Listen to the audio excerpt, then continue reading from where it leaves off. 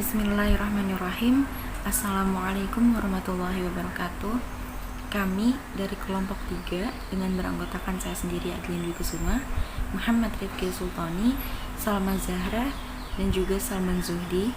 Di sini kami akan mempresentasikan mengenai strategi menulis proposal dan kode etik penelitian, yang mana merupakan bagian dari mata kuliah pengantar metodologi penelitian yang diampu oleh Bapak Firdaus Wajdi, MA PhD. Pada presentasi kali ini, terdapat 5 materi pembahasan yang akan dijelaskan oleh masing-masing dari kelompok kami.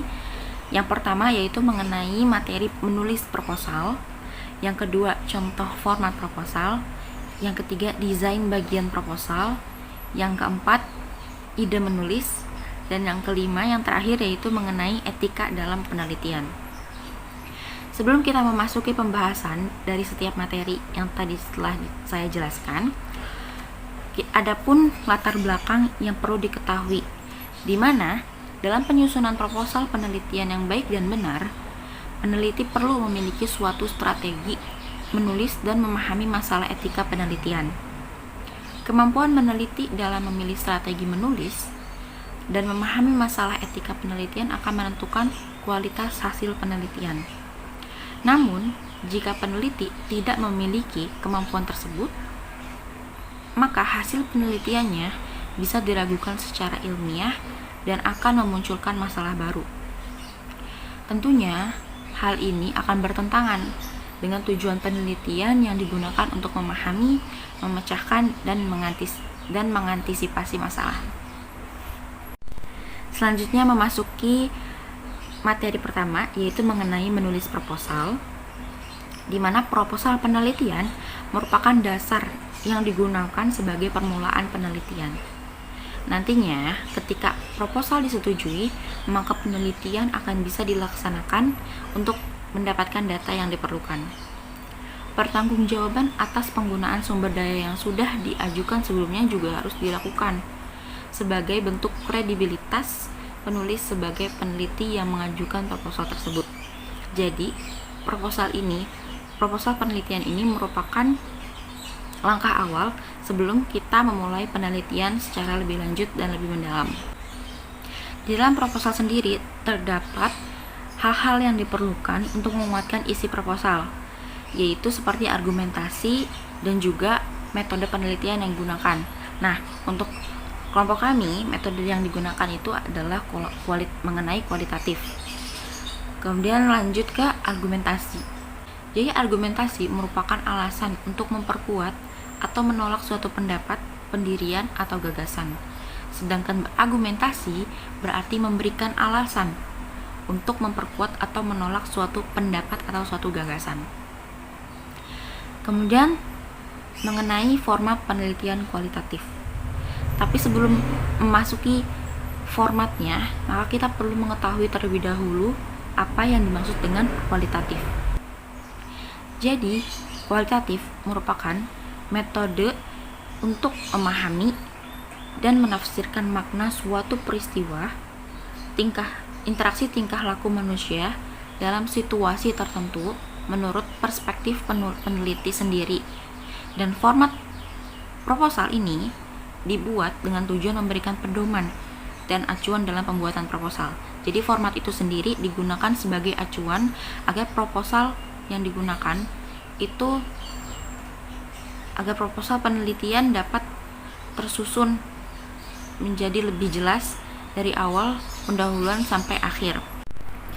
Selanjutnya masuk dalam contoh format dari penelitian kualitatif.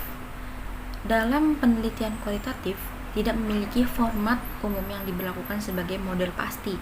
Namun, struktur proposal kualitatif yang diperlukan untuk bisa dijadikan pijakannya meliputi yang pertama, yang tentunya ada pendahuluan, di mana berisikan latar belakang masalah yang mencakup literatur yang berhubungan dengan masalah tersebut dan relevansi atau pentingnya penelitian bagi peneliti atau pembaca. Kemudian di dalam pendahuluan juga ada tujuan penelitian dan juga rumusan masalah atau meliputi pertanyaan-pertanyaan dari penelitian. Di bagian keduanya ada pembahasan atau prosedur di mana mencakup asumsi filosofis penelitian kualitatif, rancangan penelitian, peran peneliti, prosedur pengumpulan data, strategi memvalidasi temuan, struktur naratif penelitian yang diajukan, masalah etis yang mungkin muncul. Kemudian bagian ketiga ada temuan-temuan awal atau pendahuluan jika memang ada. Kemudian yang keempat, yaitu ada dampak dan signifikansi penelitian yang diharapkan. Yang kelima, daftar pustaka. Terakhir, jika ada lampiran-lampiran yang berisi pertanyaan wawancara, bentuk-bentuk observasi, jadwal, anggaran yang diajukan, serta ringkasan isi tiap-tiap bab dalam penelitian akhir. Materi selanjutnya akan dibahas yaitu mengenai contoh format proposal yang akan dijelaskan oleh Salman Zudi. Oke, sekarang bagian kedua akan dilanjutkan oleh saya. Contoh format proposal. Yang pertama adalah contoh format konstruktivis atau interpretivis. Yang pertama ada pendahuluan. Pernyataan masalah termasuk literatur yang ada tentang masalah, kekurangan dalam literatur, dan relevansi studi. Yang kedua ada tujuan penelitian atau pembelajaran. Yang terakhir ada rumusan masalah. Di bagian kedua ada pembahasan. Yang pertama ada asumsi filosofis atau pandangan dunia penelitian kualitatif, atau yang sering disebut dengan philosophical assumption worldview of qualitative research. Selanjutnya ada qualitative design, etnografi, case study, narrative research, fenomenologi, grounded theory. Dan lalu selanjutnya ada peran peneliti, prosedur pengumpulan data, selanjutnya ada prosedur analisis data, selanjutnya ada strategi untuk membenarkan suatu penemuan. Selanjutnya ada pengajuan struktur kualitatif desain dalam penelitian atau pembelajaran. Yang terakhir adalah masalah etika. Yang ketiga, temuan percontohan awal. Yang keempat, signifikansi studi dan perubahan transformatif yang mungkin terjadi referensi. Yang terakhir 5, lampiran. Pernyataan wawancara, formulir observasi, garis waktu, budget yang diusulkan, dan ringkasan bab yang diusulkan untuk studi akhir. Selanjutnya ada contoh format transformatif. Tentunya diawali dengan pendahuluan. Pernyataan masalah, termasuk literatur yang ada tentang masalah, kekurangan dalam literatur, dan relevansi studi. Selanjutnya ada tujuan penelitian atau pembelajaran rumusan. Lalu ada rumusan masalah. Kedua, pembahasan. Asumsi filosofis atau pandangan dunia penelitian kualitatif yang sering disebut philosophical assumption or worldview of qualitative research. Selanjutnya ada strategi penelitian method kualitatif. Selanjutnya ada peran peneliti, prosedur pengumpulan data, prosedur analisis data. Selanjutnya ada strategi untuk membenarkan suatu penemuan, pengujian struktur kualitatif desain dalam penelitian atau pembelajaran, dan terakhir adalah masalah etika. Yang ketiga, temuan percontohan awal. Yang keempat, signifikansi studi dan perubahan transformatif yang mungkin terjadi. Yang kelima ada referensi, dan keenam lampiran. Di dalam lampiran ada pernyataan wawancara, formulir observasi, garis waktu, budget yang diusulkan, dan ringkasan bab yang diusulkan untuk studi akhir. Contoh format lainnya adalah contoh format penelitian kualitatif. Dalam penelitian, kualitatif tidak memiliki format umum yang diberlakukan sebagai model pasti. Namun, struktur proposal kualitatif yang diperlukan untuk bisa dijadikan pijakan meliputi pendahuluan. Dalam pendahuluan juga ada latar belakang masalah, mencakup literatur yang berhubungan dengan masalah tersebut, dan relevansi pentingnya penelitian bagi pembaca. Selanjutnya ada tujuan penelitian. Lalu ada rumusan masalah atau pertanyaan penelitian. Yang kedua ada prosedur. Dalam prosedur ada asumsi filosofis penelitian kualitatif, ada rancangan penelitian, misalnya etnografi dan studi kasus. Selanjutnya ada peran peneliti, selanjutnya ada prosedur pengumpulan data, ada prosedur penalisis data, ada strategi memvalidasi temuan, ada struktur naratif penelitian yang diajukan, ada masalah etis yang mungkin muncul. Lalu yang ketiga, temuan-temuan awal atau pendahuluan itu jika ada. Selanjutnya adalah keempat, dampak dan signifikansi penelitian yang diharapkan. Yang kelima, daftar pustaka. Yang keenam, lampiran yang isinya ada pertanyaan wawancara, bentuk-bentuk observasi, jadwal, anggaran yang diajukan, ringkasan isi tiap-tiap bab dalam penelitian akhir. Selanjutnya adalah contoh format proposal penelitian mixed methods. Yang pertama ada pendahuluan, masalah penelitian. Penelitian yang ada pada masalah, kekurangan dalam literatur, relevansi penelitian. Yang kedua, tujuan studi, tujuan proyek, alasan untuk studi metode campuran, pertanyaan penelitian dan hipotesis. Pertanyaan atau hipotesis kuantitatif, pertanyaan kualitatif, pertanyaan metode campuran. Di dalamnya ada landasan filosofis untuk menggunakan penelitian metode campuran. Selanjutnya ada tinjauan pustaka, atau yang sering disebut tinjauan opsional studi metode kuantitatif, kualitatif, dan campuran. Selanjutnya ada definisi penelitian metode campuran. Selanjutnya ada tipe desain yang digunakan beserta pengertian. Selanjutnya ada tantangan dalam penggunaan metode ini dan bagaimana penempatannya. Selanjutnya ada contoh penggunaan tipe desain yang dipilih. Selanjutnya adalah referensi dan kesimpulan prosedur diagram penelitian. Selanjutnya koleksi data kuantitatif, selanjutnya ada analisis data kuantitatif, selanjutnya ada koleksi data kualitatif, dan terakhir analisis data kualitatif. Yang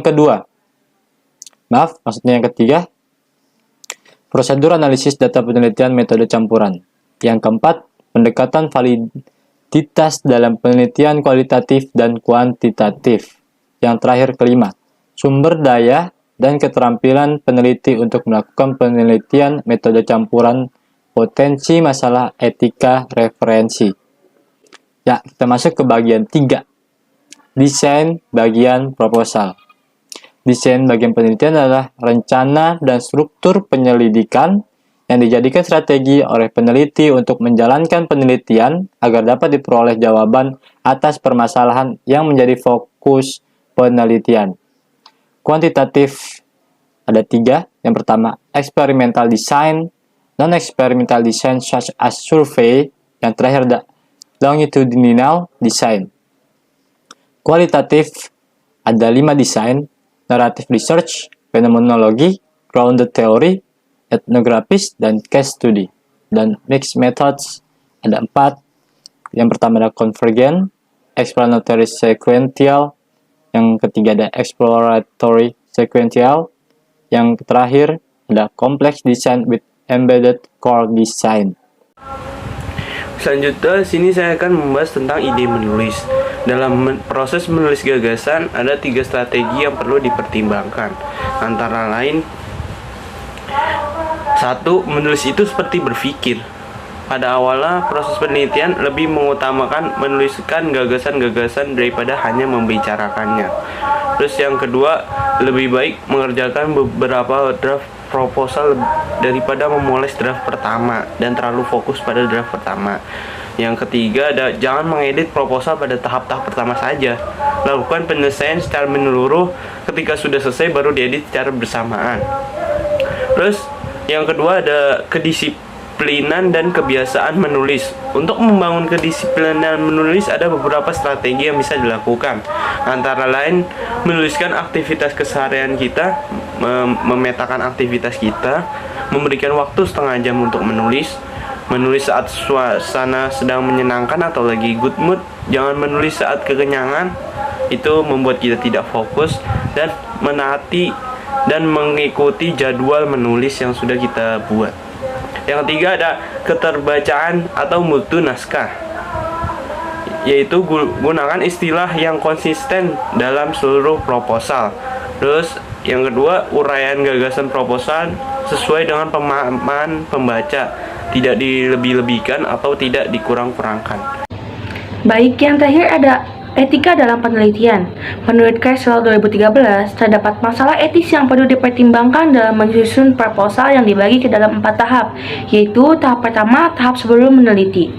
Sebelum meneliti, kita wajib untuk mengikuti dan memahami kode etik, mendapatkan persetujuan dari universitas, mendapatkan izin penelitian, dan memilih lokasi yang tidak dipengaruhi oleh kepentingan pribadi, serta menegosiasi hak kepenulisan untuk publikasi. Yang kedua yaitu tahap memulai menulis. Pada tahap ini kita perlu mengidentifikasi masalah, merumuskan tujuan penelitian, dan ketika sedang berlangsungnya penelitian, sangat diwajibkan untuk menghargai norma penduduk lokal dan tidak memaksa atau melakukan pemaksaan terhadap responden atau partisipan. Yang ketiga ada tahap mengumpulkan data dan menganalisis data. Pada tahap ini, peneliti diharapkan selalu menghormati segala sesuatu di lokasi penelitian, memperlakukan partisipan dengan sama atau menghindari keterpihakan partisipan, dan juga menjaga privasi dari partisipan. Dan yang terakhir, penulis diharapkan untuk mengungkapkan hasil yang sebenarnya atau tidak mengungkapkan hasil yang positifnya saja. Tahap terakhir yaitu laporan, berbagi, dan menyimpan data. Pada tahap ini, peneliti diharapkan untuk tidak melakukan tindakan pemalsuan data, plagiat, dan memberikan informasi yang membahayakan partisipan, serta peneliti diharapkan untuk menggunakan bahasa yang jelas dan bukti yang lengkap. Cukup sekian pemaparan presentasi dari kelompok kami, yaitu kelompok 3. Kurang lebihnya mohon dimaafkan. Wassalamualaikum warahmatullahi wabarakatuh.